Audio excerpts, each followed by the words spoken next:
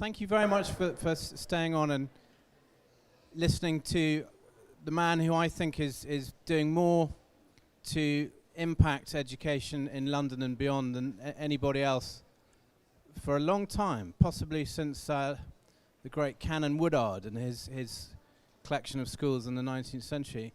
Aatif is an extremely modest man, and very grateful to him giving us the time today. And behind that modesty is an extraordinary person, I have to say, and it's a great pleasure to be with you. Aatif, how did you get involved in all this? And just tell us a little bit about Duke's, just where you're at now, and where it started, and how you got there, and what really motivates you.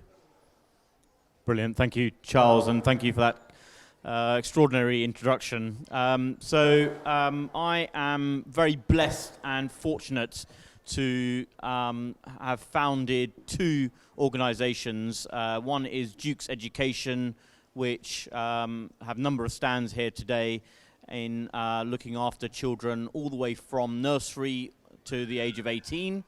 And we have 30 brands, around 7,000 children, largely in London and the southeast of England. Alongside that, I am also the founder and chair of Cavendish Education, which is a group of 11 schools for children who have additional needs, such as dyslexia, high-functioning autism, and other similar needs. And I'm blessed with dyslexia myself, hence the passion and desire to do something in that area. Just hold a second. Can we just see if they can film this one? Great. So, Aatif, we haven't got very long, so let's cut to the chase. The great criticism of groups of schools and private equity and private investments and funding and the commercialization of much of the sector in London is that children suffer and investors gain. That's the stereotype, and how can you disabuse us of that? Yeah, I mean, I think I can understand that concern, and I think I can only really talk about our own organisation in the sense that I gave up after a period of military and trying to be a sports professional. I had a wonderful stint in the city, and very lucky to effectively retired by the age of 35 and set up these two wonderful organizations. I don't take a salary, as you know, and many of our parents and teachers know, and I don't take anything out of the organization. So we are one of those groups of schools where literally everything goes back into the pot, and as a result, I genuinely believe the child benefits. But I think talking more broadly about other groups, and I think people are smart enough to recognize the fundamental product, to be as crude as that, is providing excellent teaching. And if you don't provide excellent teaching, you know, parents will vote with their feet and frankly just leave. I think the first part of any board meeting, anything we talk about is how can we live and how can we get these children to lead an extraordinary life. Thank you. And the critical point really about finance is when you have to give the money back, when the investors expect their money back. I mean, some plays are a 3-year return or a 5-year return, which is a very short period, isn't it, really? But how does your funding work? Yeah, well, we're very lucky in that sense that not only could I put in a substantial amount of money, but also the structure and funders behind our organization mean that we've not had to take private equity money, which requires a 3, 5, 7, or even a 10-year return cycle. They don't need to take money out along the way. So basically, our organization is a partnership between myself and a university pension fund. And essentially, we're trying to match 50-year annuities to that function. So we're very blessed. But I do agree, if an organization is backed where it requires a short-term gain, it is near on impossible to do that in education, and I at that point there can be conflicts. It's that wonderful line in Porterhouse Blue, I think, about economic problems going away every 300 years or so. So you really do take a very long view. Well, I'm 42 years old, so to my mind I've landed. and the people that work with me would know that I'm desperately passionate about children. I teach, I get around the schools, and we're very, very lucky, and I can't see myself doing anything else. So next 10, 20 years, unfortunately for my staff who I drive absolutely mad every day, I'll be around for a long time. And one of the curiosities about what you do is how a school might benefit from being linked up with a school that's tens of miles away. I mean, there's one example of a school I was talking to this morning, it's in North London, that's partnered with a school in Kent. So how does it work? Is it about economies of scale? Or is it what's the model? Well, for us, I think I was staggered coming into education from outside, that how little learning actually happens in the industry itself amongst teachers. And for a learning industry, a teacher could qualify at the age of 22 and still be teaching 40 years later without any form of exam, assessment, or process. And I really believe, military, the city, or frankly any other regulated industry, that just wouldn't exist. So the first thing we've done is created a phenomenal learning and development program that our teachers learn. They have to go on courses. We pull them out of school. We make them in holidays attend courses, evenings, weekends. I've just spent half term in Italy with my senior leaders. But they most importantly learn from each other. There's no better learning profile than actually peer group support. So if you've got a bunch of teachers, imagine a whole series of maths teachers in prep education, just learning best practice from each other. It's just purely magical. And I think that's probably the single-handed biggest benefit we've got of being part of a big group. I suppose that brings one on to the obvious concern about how you allow schools to keep their own integrity and their own personality and the involvement from central office. I mean, if you're the sort of Rupert Murdoch of the schools world, or how do you keep your hands off them, so to speak? Well, we're very deliberately, we do not have a chief exec in our organisation because we believe that the heads are the chief execs. And our job, in the genuine view of servant leadership, we go around making their job as easy as possible. We've got single-handedly an impressive list of marketeers, HR, IT, and other functional professionals that go around supporting them. And we expect our chief execs, our heads, to spend more time, therefore, on the child and in the classroom. And it's very deliberate. You look at this show, we've not come here as Dukes or Cavendish. We've come here as individual schools. We promote the schools rather than our own organisation. And you know how reluctant I was to speak because I'd rather have a head up here speaking to parents. So we sit behind the scenes and make them look good. Yes, and are you essentially saying that a school that's not part of a group is going to become increasingly disadvantaged? I think we've just heard from Seven Oaks and Elaine's, and there's some illustrious list of impressive heads on this platform. I think if you're a large school, you're going to be absolutely fine, and you're well endowed with assets, funding. But for a small school, particularly given what we've just gone through in terms of Brexit and COVID. So what's a small school? What numbers-wise, what are we looking at? I'd say sub 200 children in prep, maybe sub 400 in senior. I think it has proved to be challenging, and one of the things that our parents have come to us in COVID, and just that security of being part of a big group, when the remote learning had to be turned on, the discounts that we gave and the support we gave to our staff. When people were cutting, we gave our staff a 1% bonus to recognise how hard they were working in switching from face-to-face to online. Now, that has become a virtuous circle. It enables us to employ the best teachers, give our children the best education. So I really believe groups are going to grow, and small schools will find it more challenging. And how will that impact on fees? Will you keep them down by that mechanism, or? Well, school fees have been an unfortunate position in the last 30 years that they just keep going up. Wage inflation amongst teachers is one of the biggest factors about that. But we have been able to keep school fees relatively modest increases relative to historic years. So I think if you look back over the last 10 years, increases have been 5-6%, and amongst youth you will have seen 3-4 So we're not any higher than any of our peers, but we're also reflective that we need to offer bursaries, we need to offer scholarships. Cardiff Sixth Form College, which is arguably the most academic school in the country, it's top of the A-level league tables for 10 years now. We offer 30 places free of charge, even though we're a for-profit corporate organisation, which we really believe really benefits the school and the inclusivity, and those children are truly outstanding and really add value to our organisation.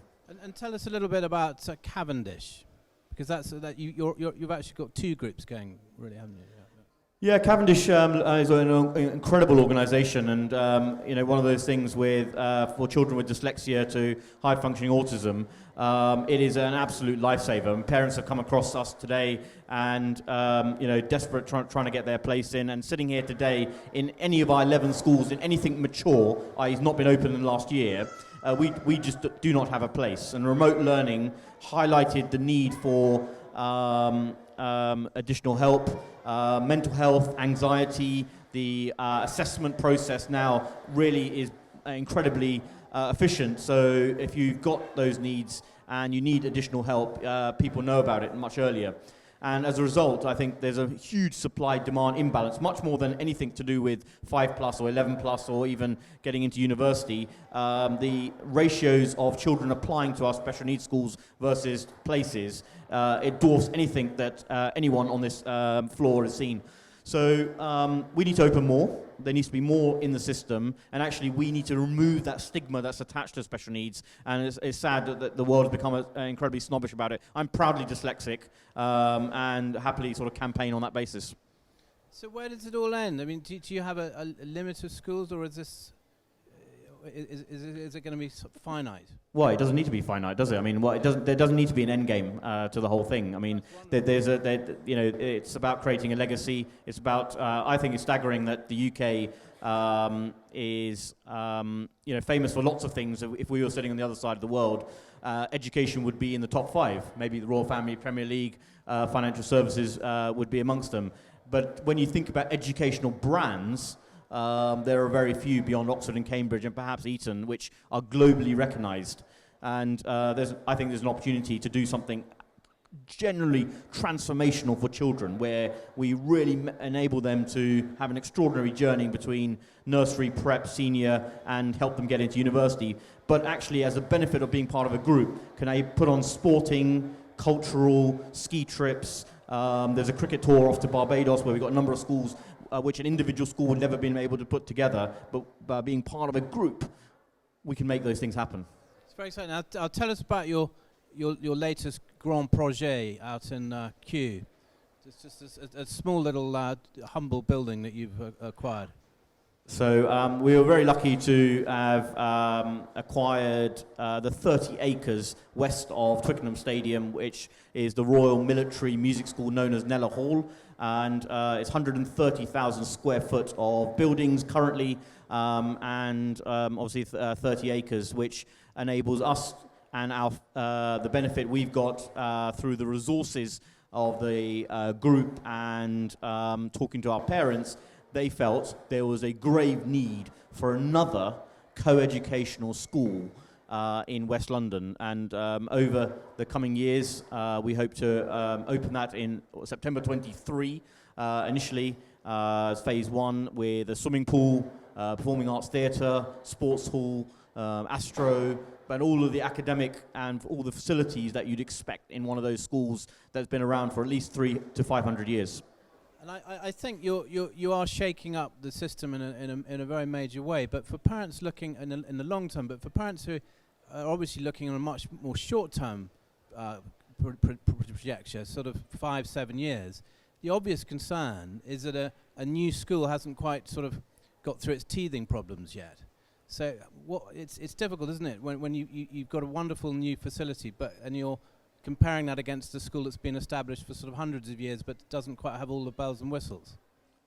Yeah, I think if you look at the resources that are available to us with the 62 sites that we've got and the people that are on our board, an individual school would never be able to, frankly, employ these people. I mean, Professor Mark Bailey, who has been the High Master of St Paul's Boys' School in Barnes for for the last decade is one of our board members, Libby Nicholas, who was one of the youngest heads at the age of 27 of Southampton High, became Education Director for GDST and then Chief Executive of a multi-academy trust, multiple author of books on leadership, is another board member.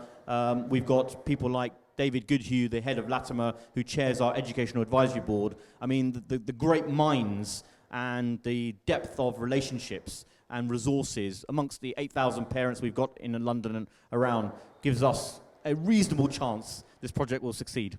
Well, it's very, very impressive. And I remember the dinner hosted by Anthony Seldon. You made it very clear to some of the former Blairite acolytes of education that it would be a very good thing if the state sector followed your model. Do you think there's a lot to be learnt from the way Dukes is executing its projects? Well, equally, I think there's a lot for us to learn from the state sector. I think the divide that the system has created between independent and state is desperately unfortunate. And actually, both ways, I think, particularly on SEN, I think the state could learn a lot from us on what we're doing and how we're doing it, how we're investing, and how we're broadening the curriculum and looking at other qualifications just beyond GCSEs and A-levels, which I know was the talk last time round.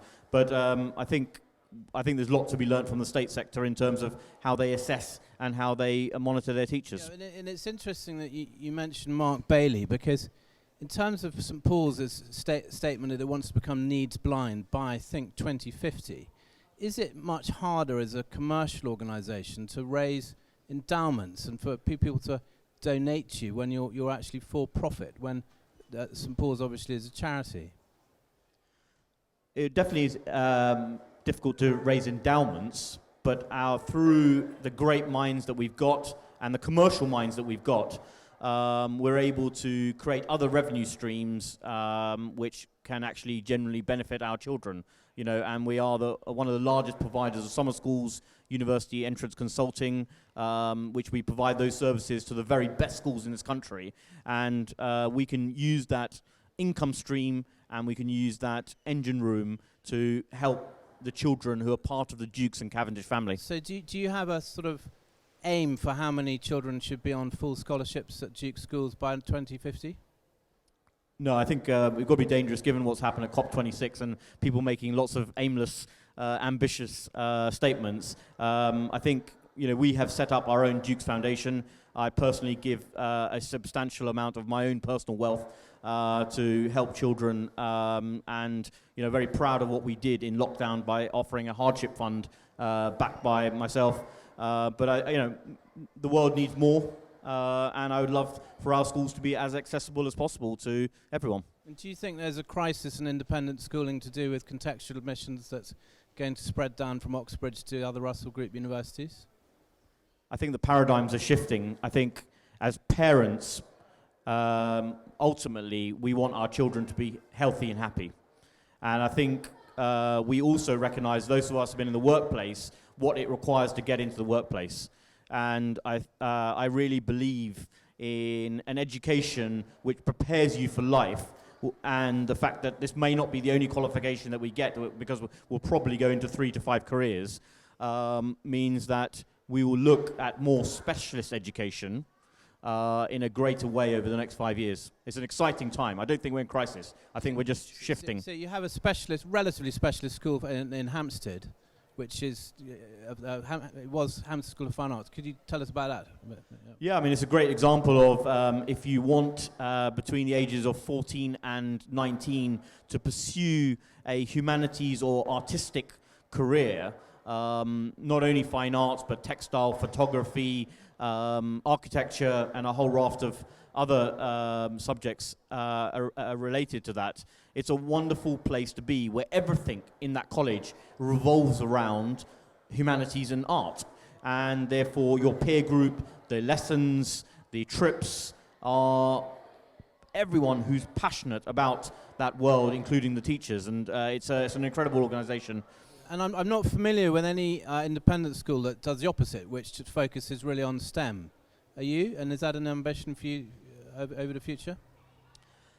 Watch this space and look what's about to be launched in Cambridge by Duke's Education.